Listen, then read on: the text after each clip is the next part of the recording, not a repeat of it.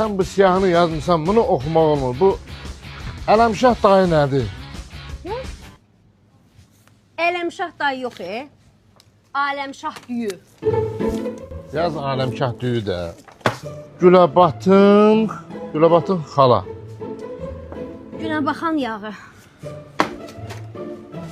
Sonra Makarena. Makaron. Canım, bura sən Makarena yazmışsan, Makarena. Hə, yaxşı. Nuri sərinləndirici. Yox, bir Jane. Prinsessa Nuri, çaydır.